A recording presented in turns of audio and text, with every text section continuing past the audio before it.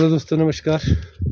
मैं पहुंच गया हूं घर और आज बारिश बहुत हुई दोस्तों। आप सभी ने देखा होगा, इतनी बारिश हुई और इतनी ठंड भी पड़ी कि देखो, स्वेटर है, जैकेट मैंने अभी उतारा है क्योंकि अभी थोड़ी धूप खिल चुकी है।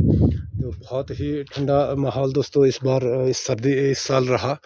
और ये क्योंकि सर्दी में बर्फ़ नहीं पड़ी तो बहुत मुश्किल हो गया है। जो मौसम है वो अनबैलेंस सा हो चुका है। तो ऐसा ही है दोस्तों, कुदरत का करिश्मा है, क्या कर सकते हैं। और ये आप देख पा रहे हैं, चूड़धार बिल्कुल ही चांदी की तरह चमक रहा है क्योंकि चूड़धार में बिल्कुल भी अभी बर्फ़बारी, ताज़ा बर्फ़बारी गिरी हुई है और कल भी बर्फ़ गिरी और आज अभी मौसम साफ़ हुआ अभी करीब 3 बजे के बाद, तो बिल्कुल चमक रहा है। तो दोस्तों ये है चूड़धार और ये खूबसूरत नज़ारा हम तो रोज़ ही देखते रहते हैं, लेकिन आपको दिखाने की मैं कोशिश कर रहा हूँ। तो ये है दोस्तों चूड़धार हमारा, जो बिल्कुल ही घने जंगलों से घिरा हुआ है चारों ओर से। और हम चूड़धार के बिल्कुल समीप के लोग हैं, बिल्कुल नज़दीक के लोग हैं। और ये मेरी पुष्प वाटिका कहें या किचन गार्डन कहें, आप कुछ भी कहें दोस्तों, ये मैंने बस यूँ ही मेरी हॉबी है दोस्तों। मेरी हॉबी 2 ही चीज़ों में है ज़्यादा।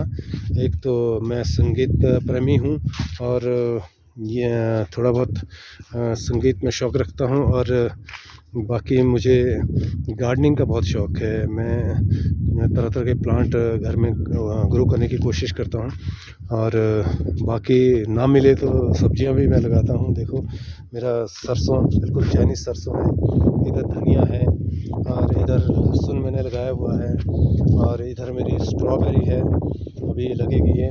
और मैंने कोशिश की है दोस्तों थोड़ा अपने आप को इसमें बिज़ी रखने के लिए। तो फूल भी है, ये मेरी गुलाब की बेल है और ये भी मेरा एक फूल है। अब नाम क्या है मुझे नहीं पता, लेकिन मैं कोशिश करता हूँ। और ये मेरी स्ट्रॉबेरी है, अभी स्ट्रॉबेरी इसमें लगने वाली है।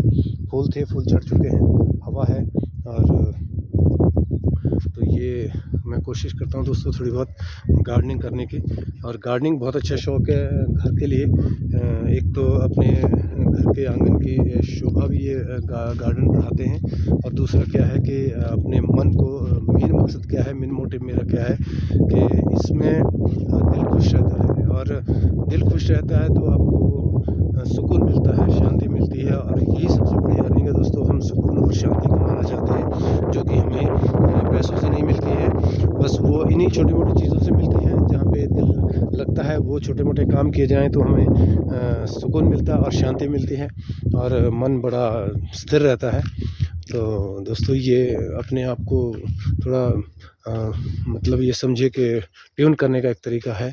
अपने आप को दोस्तों बीच बीच में ट्यून भी करना ज़रूरी है क्योंकि बॉडी को जैसे ट्यून करते हैं वैसे मन को ट्यून किया जाता है, माइंड को भी ट्यून करना पड़ता है, रिफ़्रेश करना पड़ता है।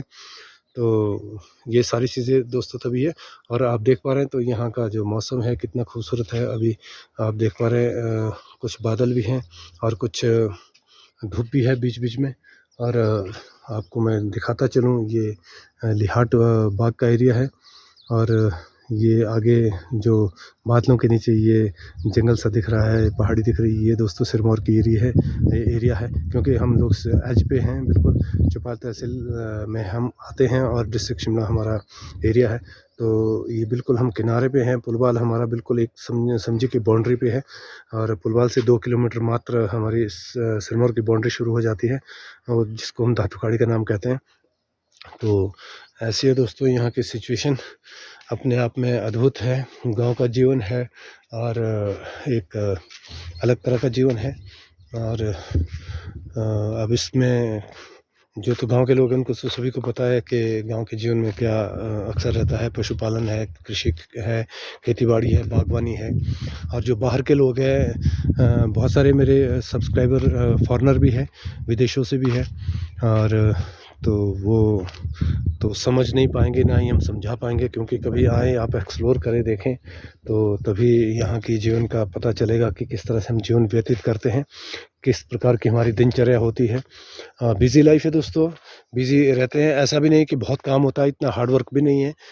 बस रूटीन का काम होता है और अपना आसानी से काम हो जाता है और सब कुछ जीवन अपना शांत और बिल्कुल स्मूथ निकल जाए, यही सबसे बड़ी कामना हम करते हैं।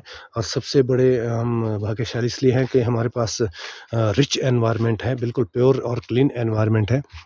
आप देख पा रहे होंगे कि चारों ओर से जहाँ भी आप नज़र डालें, हमारे चारों ओर घने वन है, घने जंगल है, देवदार के, कायल के और भी कई तरह के ट्रीज़ इसमें हैं और जो कि इस एल्टीट्यूड पे होते हैं।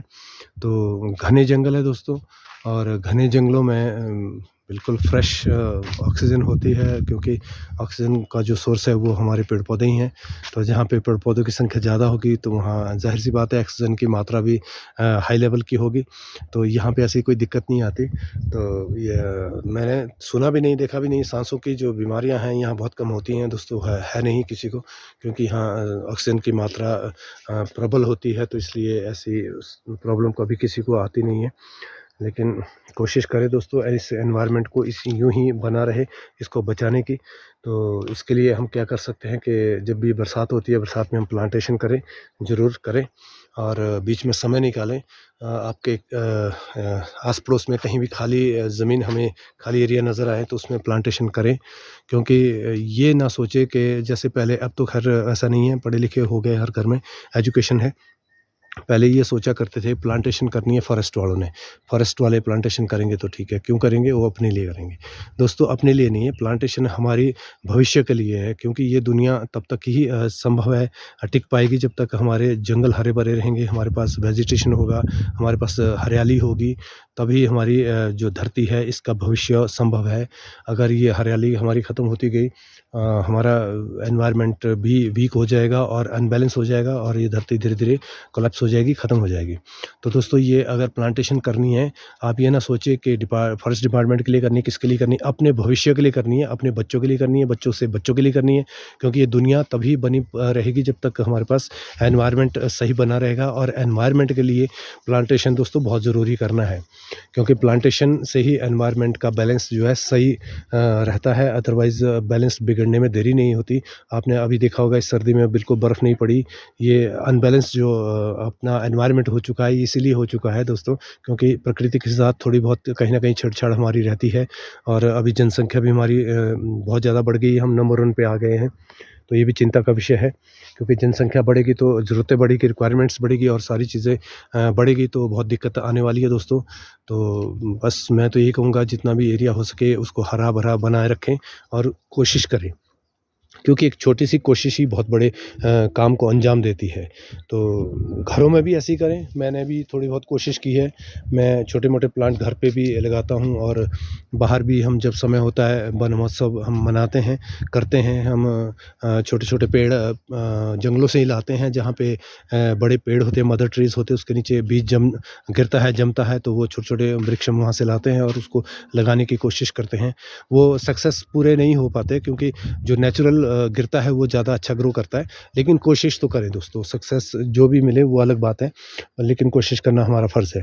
आप कोशिश करते रहें, यही सबसे बड़ी बात है। कोशिश सब करेंगे तो अगर हमारी 2-2% कोशिश भी कामयाब होती है तो दोस्तों हमारा जो हरा-भरा जंगल है वो ज़रूर बन पाएगा, क्योंकि हम जनसंख्या में बहुत ज़्यादा हो चुके हैं, सबसे नंबर 1 पे आ चुके हैं। तो एक आदमी 2-2% की कोशिश करेगा तो इतने लोग क्या नहीं करेंगे। तो दोस्तों आज के लिए बस इतना ही। आपसे मैं चाहूँगा विदा। आपसे ये कि निवेदन रहेगा कि मेरे चैनल को सब्सक्राइब करें और फैलाएँ अपने ग्रुप्स में, अपने दोस्तों के बीच। और धन्यवाद। Thank you.